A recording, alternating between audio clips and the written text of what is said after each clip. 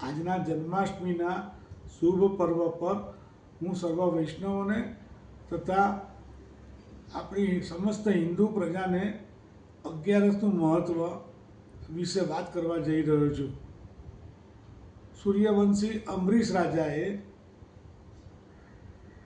1 વર્ષ સુધી અગિયારસનું કામ કરેલું શ્રી નારાયણ ભગવાનની કૃપા મેળવવા માટે। અગિયારસનું વ્રત સર્વ વ્રતોમાં શ્રેષ્ઠ મનાય છે। આ વ્રત દરેક વૈષ્ણવોએ અવશ્ય કરવું જોઈએ। અગિયારસનું વ્રત એટલે 11 ઇન્દ્રિયો ઉપર નિયંત્રણ રાખીને સર્વ ઇન્દ્રિયો શ્રી હરિના નામમાં વ્યવસ્થિત એનું પ્રદાન આપે એનો ઉમદા આશય છે। 5 કર્મેન્દ્રિયો, 5 જ્ઞાનેન્દ્રિયો અને 1 મન, આ બધી જ ઇન્દ્રિયોથી વધારેમાં વધારે ભગવાનની ભક્તિ કરી પ્રવૃત્તિ ઓછી કરવા તરફ ધ્યાન દોરે છે। સતયુગની અંદર 100માંથી 98 જણા આશરે અગિયારસનું વ્રત કરતા હતા। માંડ 2% લોકો નહોતા કરતા।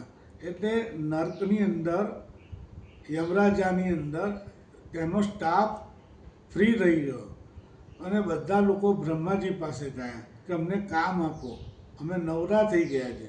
બ્રહ્માજી કહે છે કે આપણે શિવજી પાસે જઈએ, આ રસ્તો શિવજી બતાવશે। શિવજી કહે છે કે ના, આ મને પણ ના ખ્યાલ આવે, વિષ્ણુ ભગવાન પાસે જઈએ। એટલે વિષ્ણુ ભગવાને એનો રસ્તો કાઢ્યો કે યમરાજા અને સ્ટાફ નરકની અંદર પણ તમને પૂરતો કામ મળી રહેશે, થોડીક રાહ જુઓ। ત્યારબાદ સતયુગ પછી ત્રેતાયુગ આવ્યો। 100માંથી 60 જણા અગિયારસ કરવા માંડ્યા, 40 જણા અગિયારસ ના કરે એટલે એમને નરકના દ્વાર જોવા પડ્યા। પછી આવ્યો દ્વાપરયુગ।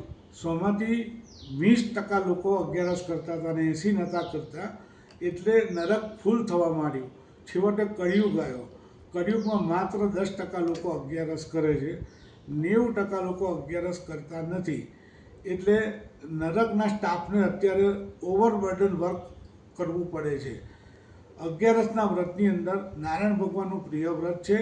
એમને એવા આશીર્વાદ આપેલા છે કે આ વ્રત જે કરશે તેની બ્રહ્મ હત્યા, ગૌ હત્યા, મા બાપ હત્યા, વ્યભિચાર, ચોરી, આ તમામ પાપોનો નાશ થશે સર્વાંશે।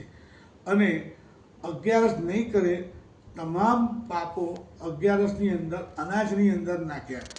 અનાજ ખાનારને અને અન્ન ખવડાવનાર બંનેને એનો દોષ લાગશે। માટે એ દિવસે અનાજ ખાવું નહીં, ચોખા ખાવા નહીં, કોઈને ખવડાવવા નહીં, દાન પુણ્ય કરવું, ભગવાનની ભક્તિ કરવી, એમને ભગવાન અતિશય પ્રસન્ન છે અને પ્રસન્ન થાય છે। આનું પાલન દરેક વૈષ્ણવોએ અવશ્ય 24 + 2 અધિક માસથી એમ 26 અગિયારસ બને તો ફળાહારથી કરવી, ફળાહારથી ચાલતું હોય તો એકલા ફ્રૂટ્સથી કરવી હિતાવહ છે। જય શ્રી કૃષ્ણ।